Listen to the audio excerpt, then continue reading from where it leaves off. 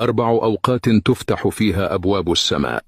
الوقت الأول قبل الظهر، قال رسول الله صلى الله عليه وسلم: إن أبواب السماء تفتح إلى زوال الشمس، فلا ترتج حتى يصلى الظهر، فأحب أن يصعد لي فيها خير.